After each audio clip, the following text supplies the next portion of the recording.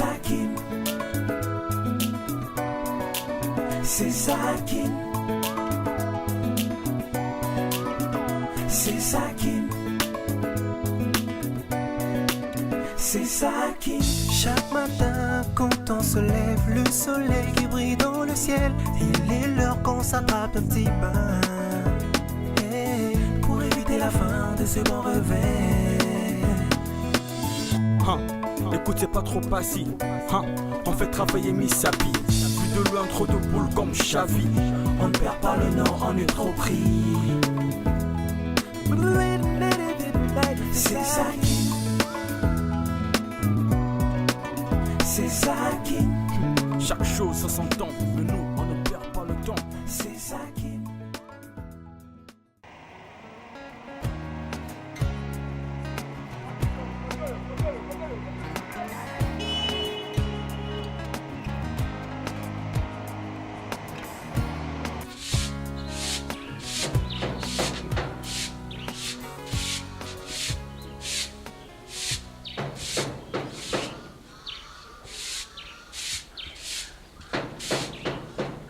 Oui.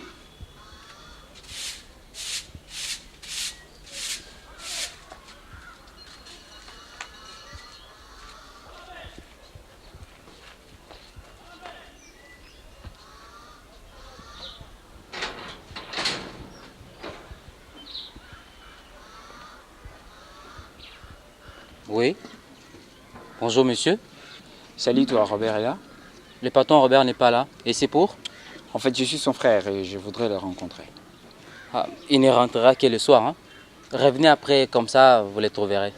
Attends, je viens de te dire que je suis son frère. Donc tu peux pas m'envoyer me balader pour y revenir après. Monsieur, je suis désolé, ce sont les règles de la maison. Les patrons n'aiment pas qu'on fasse entrer des inconnus chez lui. Attends, là tu te moques de moi ou quoi? Je suis pas inconnu à cette famille. C'est quoi ces trucs? Monsieur, je ne vous connais pas. Et rien n'est prouve jusque-là que vous soyez réellement les frères du patron. Non, dis une vache espagnole. Mais là je rêve ou quoi? Qui es-tu toi? Les maîtres de la maison, oui. Ok. Et Christine est là? Oui, elle est là. Je voudrais la rencontrer. Entrez.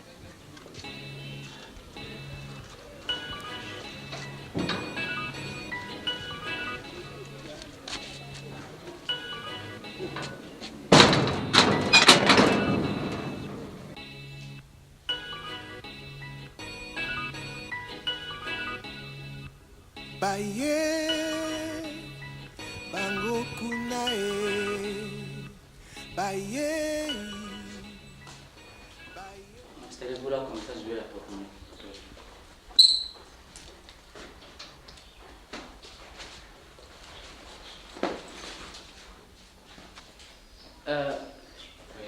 C'est vraiment vrai que vous êtes le frère du patron Robert? Bon, écoute, c'est vrai que morphologiquement, ça ressemble pas trop lui et moi, mais ce qui est sûr, c'est qu'on est frères, c'est comme ça. Il n'a jamais parlé de vous, hein. Ça y est, tu n'es qu'un domestique, n'est-ce pas? Fallait vraiment qu'il te parle de sa famille. Écoutez, monsieur, je ne suis pas domestique, hein. Tout à l'heure, je venais de vous dire que c'était les maîtres de la maison, non? Écoute, ça revient au même, mon gars. Oui. Et vous? Depuis là, pourquoi ne vous a-t-on jamais vu? Et on dirait que vous venez du village jouer. Monsieur, tu m'as bien regardé? Moi, je viens de Paris, moi. Pour qui vous me prenez? Hein? Pour qui vous me prenez? Pour déranger les gars. Vous là, vous venez de Paris, vous. Et à quoi ressemble quelqu'un qui revient de Paris, selon toi? Nous, on reconnaît un peu Paris par les Kitendi, hein? Les Mbata quoi. Et c'est quoi ce patois? Arrêtez de faire semblant. Moi, écoute, je piche que dalle. C'est que vous êtes réfugiés. Un minimum de retenue, ok? On devient mieux ou quoi? Va vite prévenir Christine de me venir. Écoutez, monsieur, vous ne me donnez pas des ordres ici, ok? En plus, je trouve que tu es trop susceptible, toi. Pardon? Laisse tomber, c'est sans importance. Va prévenir Christine de me venir. En plus, vous êtes arrogant, hein? Hé, je te permets pas de me traiter d'arrogant, ok?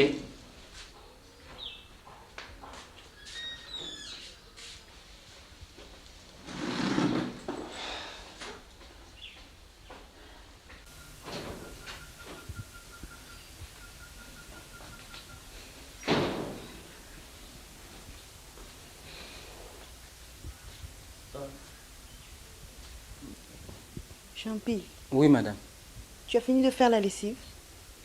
Non, madame, je n'ai pas encore commencé. Et qu'est-ce que tu attends pour commencer? Tu attends le coucher du soleil? Non, madame, je l'ai fait tout de suite. Mais là, je voudrais vous annoncer la venue du frère au patron Robert. Le frère à Robert? Oui, madame. Qui c'est?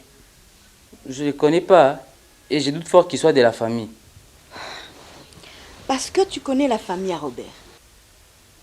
Non, madame, mais en plus, il dit qu'il vient de Paris. De Paris? Oui, madame. Bon, je vais voir qui c'est.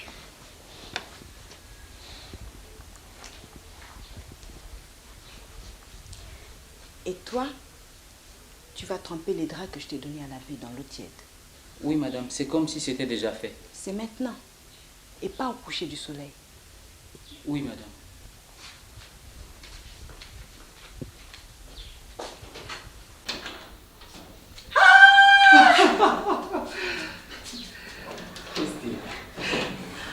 Kevin à Kinshasa? Ouh. Alors comment ça va? Ouh. Kevin à Kinshasa. Ah bah oui, et ça, tu ne t'attendais pas à ça, n'est-ce pas? Vraiment, je ne m'y attendais pas. Assieds-toi. Oh, merci.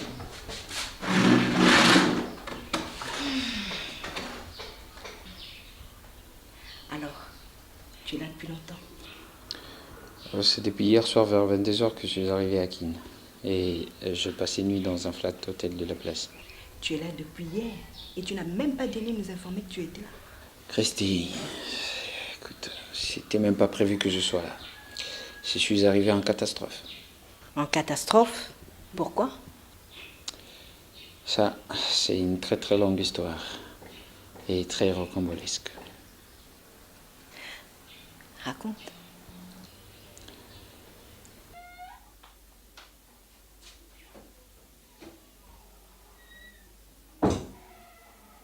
Bonjour, Rondel.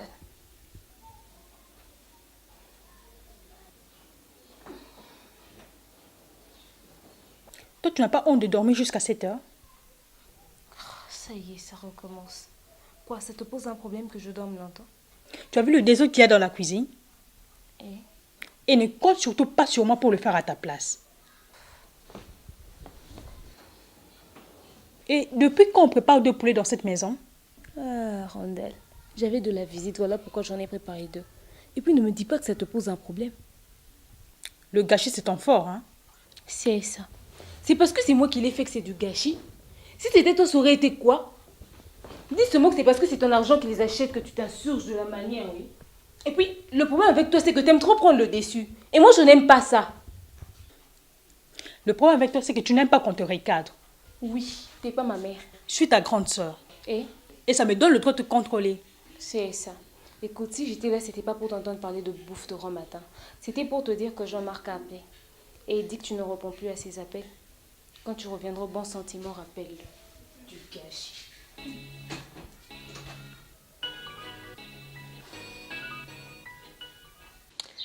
Mais t'as eu de la chance, hein? Ouais, les autres ils se sont tirés vers la Tunisie et le Maroc. Question de se faire oublier, quoi. Excusez-moi, madame. Il y a là votre téléphone qui a sonné pendant longtemps. Ah.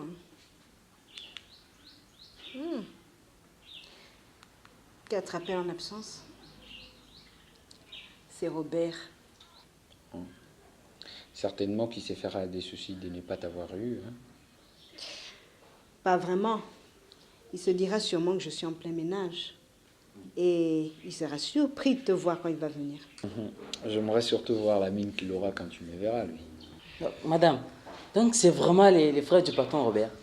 Oui, c'est le frère Robert qui vit en France. Ah bon? Donc c'est un vrai Parisien? C'est depuis l'âge de 14 ans qu'il vit en France. C'est vrai ça? Quelle chance il a, lui. Attends, tu appelles ça une chance, toi? Si tu savais. Mais pourquoi vous dites ça? On dit que là-bas, on rêve en couleur et que tout est beau et propre. C'est pas vrai? Oui, tout est beau et propre comme tu l'as dit, mais si tu veux assez que tes rêves à toi se transforment en cauchemar, vas-y. Oh, mais pourquoi vous me découragez? Parce que toi, tu as envie d'aller en France? Madame, si vous saviez comment est-ce que je rêve de voir Paris. Tu en auras l'occasion un jour. Mais ne pense pas que c'est le paradis, hein. C'est beau à voir, mais la réalité de la vie est tout autre. Bon, allez, pour l'instant, tu nous apportes un rafraîchissement. Tu prends quoi, Kevin? Un soda. Tu apportes un soda. Mais madame, on n'a pas du soda ici? Il n'y a pas de sucre dans le réfrigérateur? Si, il y a du secret. Mais c'est ça le soda. Ah, donc ça c'est un terme purement parisien. C'est le terme approprié. Allez, vas-y, grouille-toi. Soda. Soda.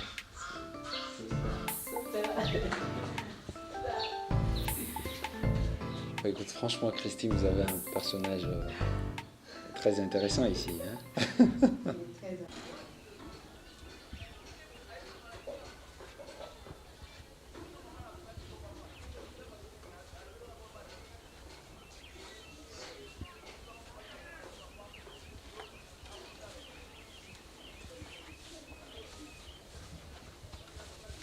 Alors, ça va toi? Oui, ça va un peu.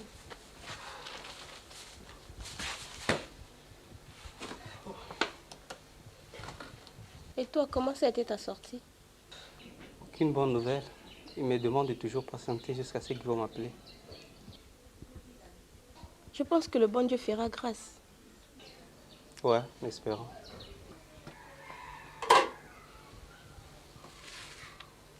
Tu es presque à la fin, on dirait. Oui. J'ai une faim de loup, tu sais. Ce matin, tu as pris ton petit déjeuner, non? Gouverne, avec la marche que j'ai eu à faire toute la journée, tout ce qu'il y avait dans mon estomac n'y est plus.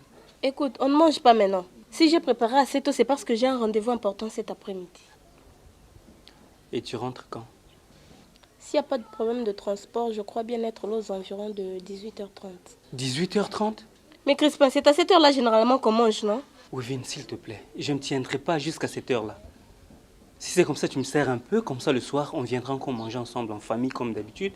Quoi? Ça te pose un problème? Non, sauf que je ne me tiendrai pas.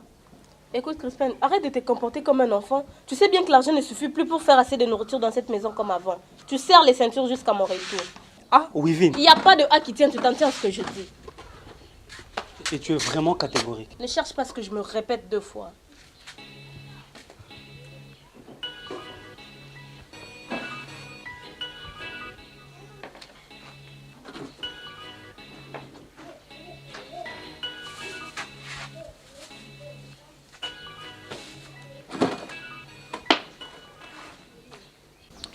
Maintenant là, je ne pense pas que tu entreras de sitôt à Paris. Ça sera difficile.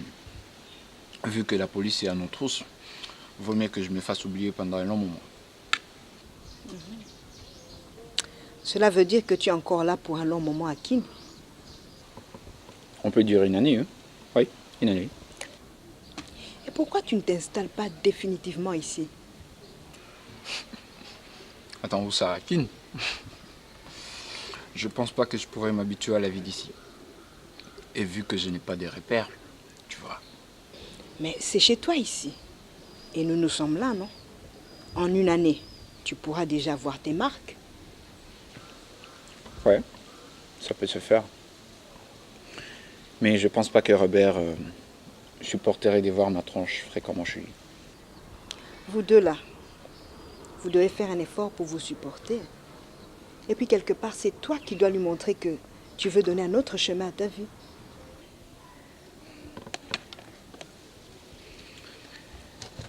C'est vrai. Robert, lui, c'est les plus chanceux. Il a toujours été réglo. Toujours assidu dans ce qu'il faisait. Et moi, le plus con. C'est lui qui n'a pas pu donner un sens à sa vie. Je comprends d'ailleurs pourquoi mon père lui préférait à moi. Je crois que tu as toujours aimé la facilité.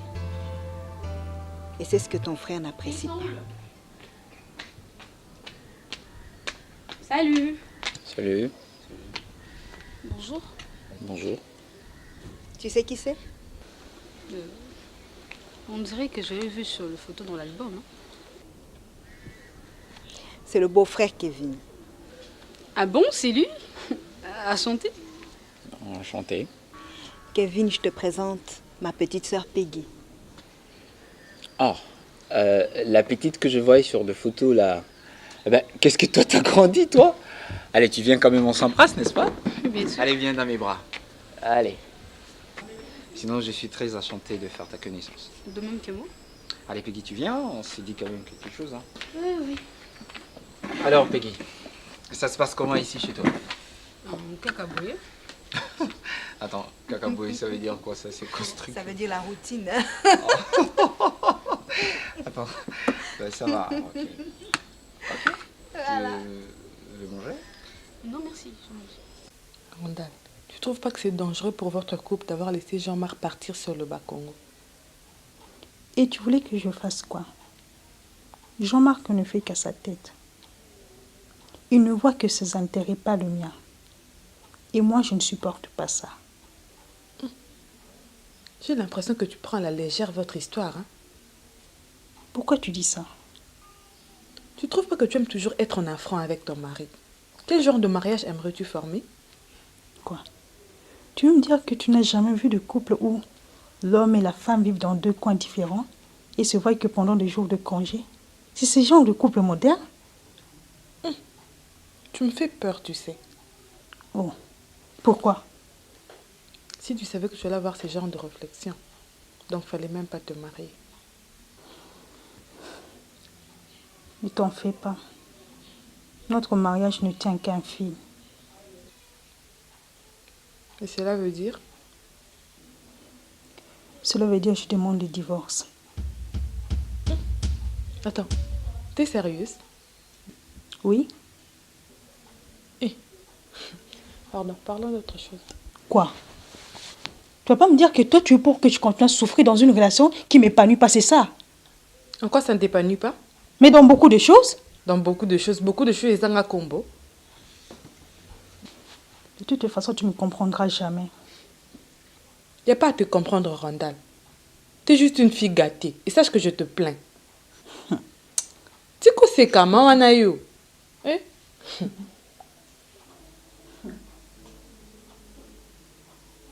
Quelle présence, Wivine. Tu sais, tu as gardé intacte ta beauté de jeune fille. Et tu as toujours une peau raffinée. Ah bon? Oui, à 6 ans, tu avais déjà une beauté divine. Tu étais tellement coquette que parfois, lorsque je te portais dans mes bras, tu réveillais à moi tous mes vieux démons. À 6 ans, je t'attirais déjà. Tu ne sais pas à quel point. Tu sais, au village, on t'aurait marié à 10 ans. Une fois, j'avais demandé à ton défunt père de me donner ta mère. Il avait refusé parce qu'il ne voulait pas marier sa fille à un plus vieux qu'elle. Il avait raison. Mais il oubliait qu'une femme grandissait vite. Et voilà qu'aujourd'hui, le petit oiseau est devenu grand, n'est-ce pas? Mais, Lambert, quelque part, je ne suis pas fière de moi. Et pourquoi? De pratiquer la polyandrie, c'est pas du tout propre, tu sais.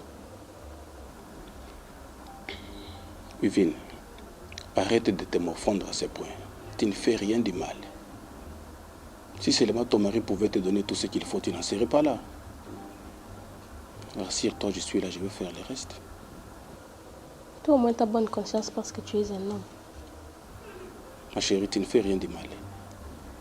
Toi, tu crois que ton mari là, ton imbécile de mari là, ne te fait pas des infidélités? Oui, c'est comme ça que fait le monde. Tous nous vivons dans les mensonges, c'est là depuis notre création. Si cela n'était pas le cas, Dieu ne nous aurait pas envoyé les 10 commandements. Et pourquoi nous a-t-il dit? Ne désire point la femme de ton prochain. C'est parce qu'il savait qu'en nous sommeil, ce désir interdit. Donc nous serons éternellement des pécheurs. Et comme nous avions déjà péché depuis la période d'Adam et d'Ève, alors péchons jusqu'au bout, comme me disait un ami avec qui j'ai partagé la chambre au couvent. Ah bon? Tu as été au couvent? Ah, j'ai fait un long pèlerinage au petit séminaire. Et j'ai même failli devenir prêtre. Et pourquoi tu n'as pas continué? Arrête, Wivine. Tu me vois, moi, Lambert, sur la chaire en train de célébrer la messe? Oui, tu aurais fait bon prêtre? Ça, c'est sûr. Mais je n'ai pas voulu satisfaire les désirs de mon père que les miens. Pour une petite histoire, mon père fut cuisinier dans un couvent de prêtres.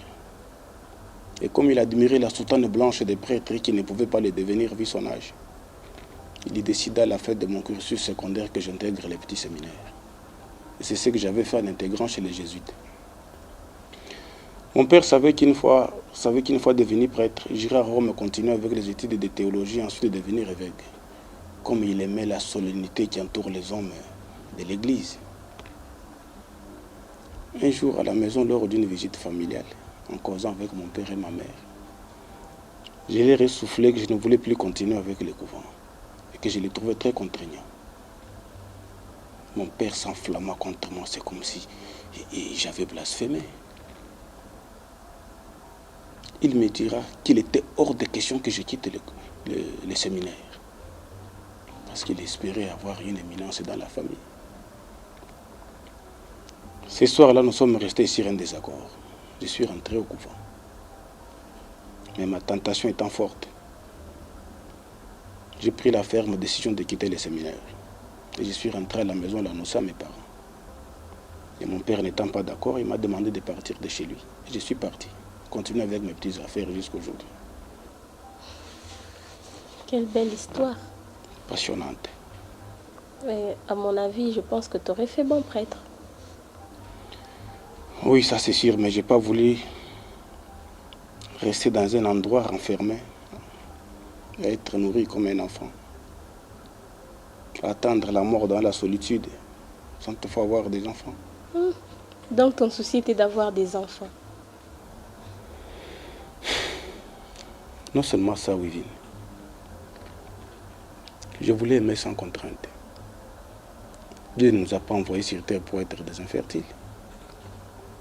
Et certains prêtres qui sont censés être les modèles pour la société se sont avérés être des dangereux pédophiles pour nos enfants. C'est à eux qu'on interdit d'avoir d'enfants, c'est encore eux qui les maraboutent par les derrière.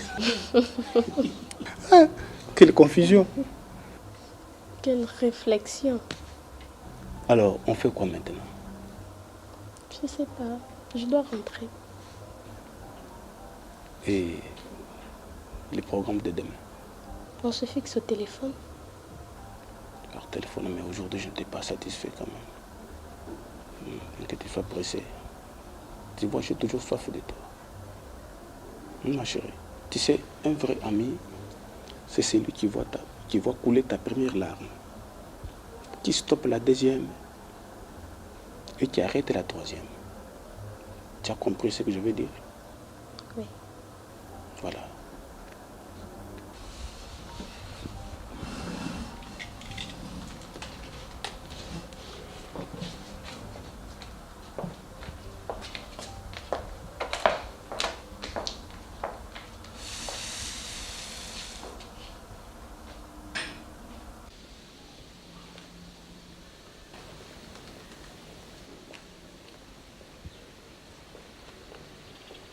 Oh. Et pourquoi tu es assis seul comme ça?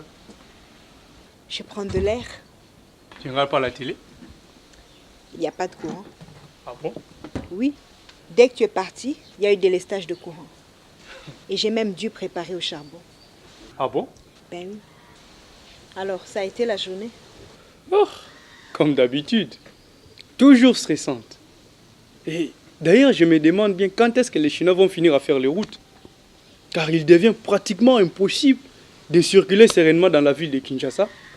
Et les embouteillages qu'il y a au niveau de la rivière Njili. Surtout les matins, lorsque les agents ne sont pas encore arrivés. Mais c'est impossible. Et aux heures de pointe, mais c'est pire. Ah, surtout ça. Et c'est sans compter sur les carcasses importées en fin de vie qui ornent les boulevards. Hey, en tout cas, si ça continue à ce rythme, on mourra vite. Hein.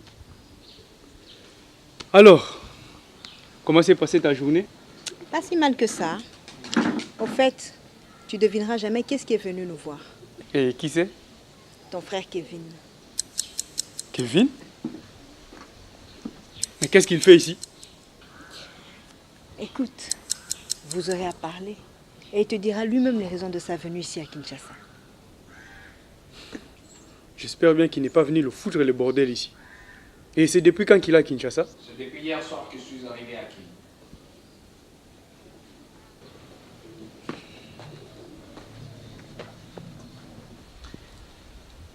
Salut Robert.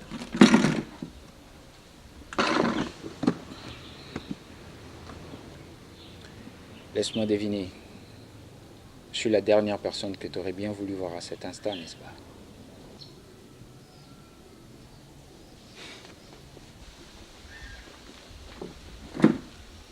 Sois le bienvenu.